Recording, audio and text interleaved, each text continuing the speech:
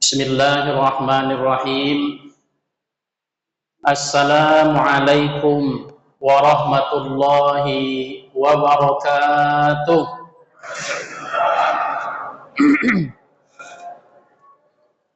Innal hamdalillah nahmaduhu wa nasta'inuhu wa nastaghfiruh. Wa na'udzu billahi min syururi anfusina wa min sayyiati a'malina. May yahdihillahu fala mudhillalah wa may yudlilhu fala hadiyalah. Asyhadu an la ilaha illallah wahdahu la syarikalah wa asyhadu anna Muhammadan 'abduhu wa rasuluhu man la nabiyya ba'dah. Amma ba'du, qala Allah ta'ala fil Qur'anil Karim. A'udzu billahi minasy syaithanir rajim. Bismillahirrahmanirrahim. Ya ayyuhalladzina amanu taqullaha wa qulu qawlan sadida yuslih lakum a'malakum wa yaghfir lakum dzunubakum wa may yuti'illaha wa rasulahu faqad faza fawzan 'azima. Shadaqallahul 'azim. Bapak Ibu jemaah fardhu Isya dan salat sunat tarawih yang dirahmati oleh Allah Subhanahu wa taala. Mari bersama-sama kita awali pertemuan kita ini dengan membacakan suratul Fatihah. Khusus kita niatkan untuk kedua orang tua ibu bapak kita, ayah, ibu yang telah mendahului kita, guru-guru kita yang telah menyampaikan ilmu kepada kita, orang-orang yang telah mewakafkan tanahnya untuk bangunan masjid ini, orang-orang yang telah menginfakkan hartanya sehingga berdiri kokoh dan megahnya bangunan masjid ini. Semoga arwah mereka diterima oleh Allah Subhanahu wa taala, dihindarkan dari azab kubur, dicurahkan pahala yang tidak terhingga. Ala hazihi niyati al-Fatihah. A'udzubillahi minasyaitonir. Alhamdulillah. Iya.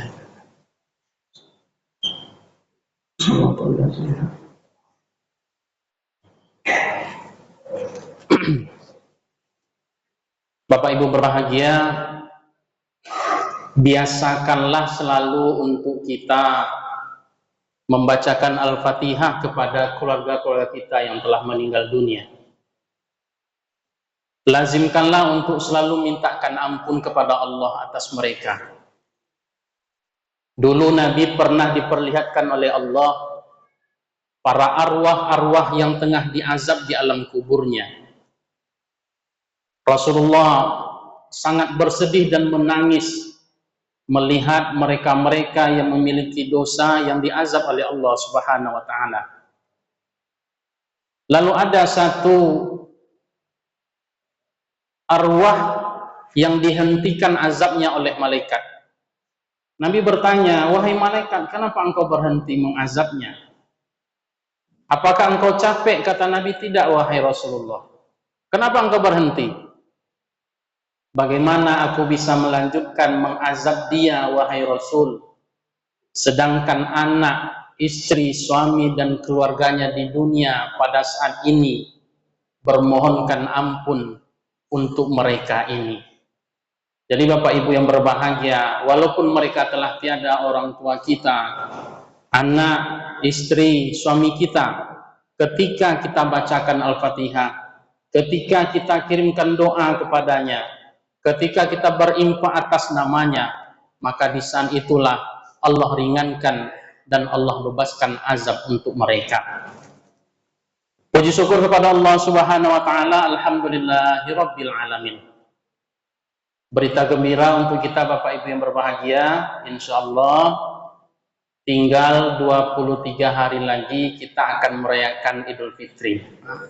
Jadi Ibu tidak usah khawatir Bu, tinggal menghitung hari. Bagaimana kabarnya Bu? Sehat? Alhamdulillah. Bapak-bapak sehat? Alhamdulillah. Bapak Ibu yang berbahagia, kalau sudah masuk malam yang ke-8 seperti ini, di beberapa masjid dan musola sudah nampak hasil dari Ramadannya. Apa hasilnya? Adanya kemajuan-kemajuan yang dialami oleh masjid. Kemajuan yang paling nampak sekali di masjid itu adalah kemajuan sholat. Itu paling nampak tuh. Biasanya berapa shot di sini? 10 umpamanya sudah mulai maju, Pak, menjadi 8, 7. Tapi tidak usah khawatir Bapak Ibu yang berbahagia, karena yang jadi sang juara itu tak pernah banyak. Pasti sedikit menjadi juara tuh. Mudah-mudahan kita tetap menjadi orang yang ahlul masjid. Orang yang betul-betul ingin mendapatkan sesuatu di Ramadan ini. Ingat Bapak Ibu yang berbahagia, target kita Ramadan ini ada 2. Ada target minimal, ada target maksimal. Target minimal kita adalah mendapatkan keampunan Allah. Itu target minimal itu. Target maksimalnya adalah syukur-syukur dan kita berusaha menjadi dan menambah tingkat derajat takwa kita kepada Allah Subhanahu wa taala. Kalau target minimal ini tidak kita dapatkan Bapak Ibu berbahagia, maka kita termasuk dalam hadis Nabi yang disebutkan oleh Rasulullah, raghima anfu rajulin, termasuk orang yang celaka jika tujuan minimal tidak kita capai. Mudah-mudahan Bapak Ibu di masjid ini adalah orang-orang yang telah berazam dan terus berusaha menggapai ketakwaan itu. Amin, amin, ya rabbal alamin. Bapak Ibu yang berbahagia, 7 menit ke depan kita berbicara tentang bangkitkan pemuda-pemuda Islam. Bapak Ibu yang berbahagia, judul ini kalau dibawa kepada kita, saya tengok dari kanan ke kiri, ini sudah lewat dari usia-usia pemuda. Karena Ibnu Qayyim menyebutkan, ketika orang sudah melewati usia 40, itu sudah disebut dengan syuyukh atau syekh. Jadi Bapak Ibu jangan bangga kita ada kawan manggil wahai syekh. Syekh itu artinya orang tua, orang yang sudah tua. Karena Ibnu Qayyim menyebutkan orang yang sudah memasuki usia 40 itu sudah bisa disebut dengan syekh. Jadi malam ini kita ini rata-rata sudah bisa menjadi syekh malam ini. Karena umurnya sudah 40 tahun lebih. Hanya tidak beberapa banyak yang di bawah dari 40. Bapak Ibu yang berbahagia, di dalam Islam, pemuda itu adalah mereka yang berusia di bawah 30 tahun. Jadi umur 30 tahun ke bawah namanya pemuda. 30 sampai 40 itu adalah dewasa. 40 ke atas sudah syuyukh atau syekh, orang yang sudah tua.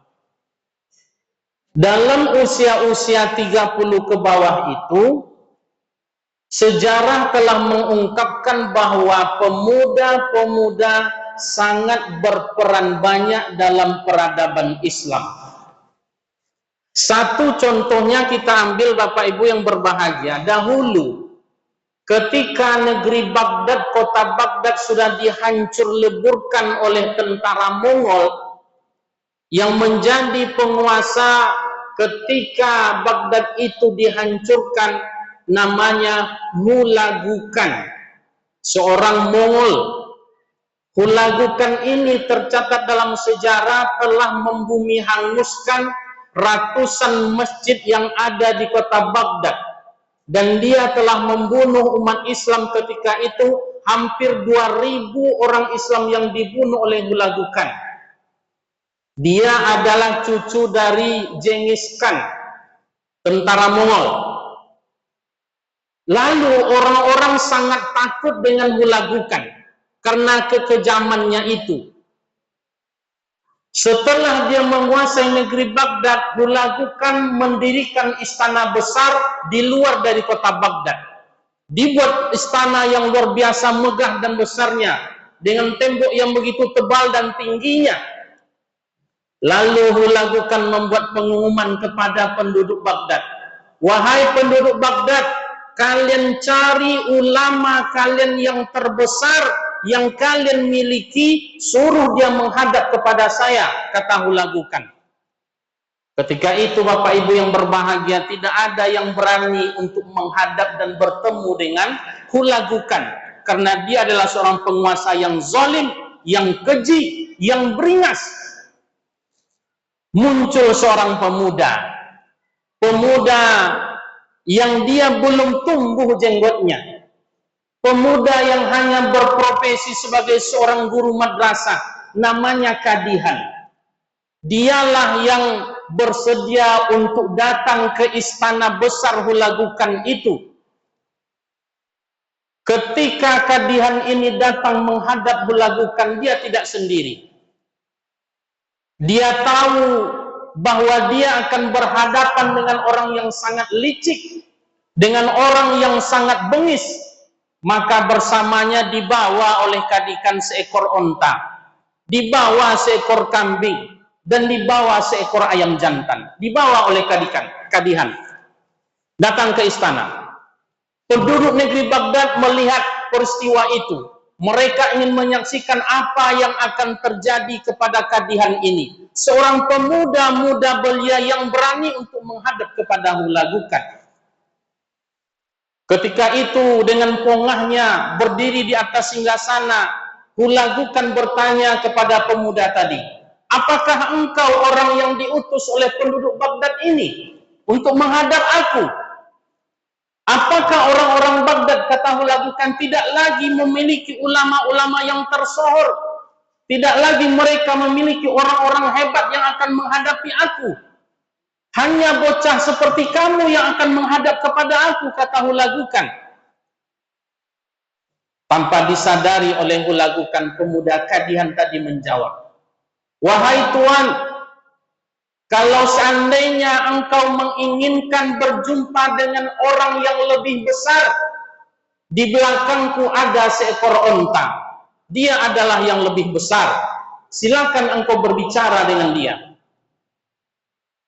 Jika engkau ingin berbicara dengan orang yang sudah tua, yang sudah memiliki jenggot, kata Kadihan, aku juga membawa seekor kambing. Silakan engkau ngomong sama dia. Seandainya engkau ingin berbicara dengan orang yang punya suara yang lantang, yang kuat, aku juga membawa seekor ayam jantan. Silakan engkau berbicara kepadanya. Ini sindiran luar biasa Bapak Ibu berbahagia. Coba lihat, pemuda Kadihan berani dia mengatakan kepada sang raja, kalau engkau tak mau ngomong dengan aku, kata Kadihan, silakan engkau ngomong dengan onta, silakan engkau ngomong dengan kambing, silakan berbicara dengan ayam jantan. Ini adalah sebuah penghinaan secara tidak langsung oleh Kadihan kepada Hulagukan. Ini buktinya adalah pemuda itu adalah orang yang memiliki keberanian. Pemuda adalah orang-orang mereka yang mempunyai wawasan yang luas. Pada akhirnya Hulagukan bertanya kepada pemuda itu, karena dia sadar ini bukan pemuda sembarangan. Banyak pertanyaan yang dijawab oleh Kadihan ketika ditanya oleh Hulagukan. Intinya Bapak Ibu yang berbahagia, tidak ada peradaban dalam Islam ini kecuali di dalamnya muncul pemuda-pemuda yang dia menjadi pahlawan pada masanya.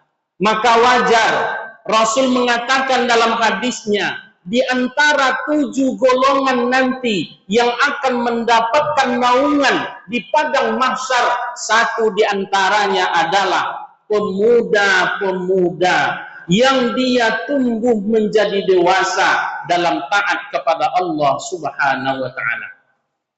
Dalam hadis qudsi yang lain Allah sampaikan, aku sangat cinta, kata Allah, dengan orang-orang yang taat menyembah kepadaku, tetapi aku lebih cinta jika yang taat itu adalah pemuda yang tumbuh menjadi dewasa dalam ketaatan. Aku lebih cinta kepada dia, kata Allah. Dan aku paling murka dengan orang yang melakukan perbuatan maksiat dan kedurhakaan. Apatah lagi kalau yang melakukan maksiat dan durhaka itu adalah orang-orang yang sudah tua. Jadi Bapak Ibu yang berbahagia, pemuda-pemuda adalah harapan bangsa dan agama. Tidak mungkin hidup masjid kita ini jika tidak ditopang oleh pemuda-pemuda kita. Oleh karena itu, pemuda yang akan bisa bangkit menjadi pengisi peradaban pertama, pemuda yang mempunyai akidah yang kuat. Yang kedua, pemuda yang mempunyai wawasan yang luas. Yang ketiga, pemuda yang orientasinya adalah akhirat. Tidak banyak Bapak Ibu yang berbahagia pemuda yang mempunyai tiga karakter ini. Hari ini tidak bisa kita bohongi bahwa pemuda-pemuda lebih banyak terutama di bulan Ramadan ini mengisi kafe-kafe, memenuhi mal-mal, pusat-pusat perbelanjaan daripada mereka memenuhi masjid ini. Oleh karena itu patut kita bersyukur dengan pemuda-pemuda yang ada di masjid kita. Mudah-mudahan mereka menjadi penguasa, menjadi pemimpin di masa depan. Amin, amin, ya Rabbal Alamin. Lewat 3 menit Bapak Ibu yang berbahagia. Terima kasih, mohon maaf. Assalamualaikum warahmatullahi wabarakatuh.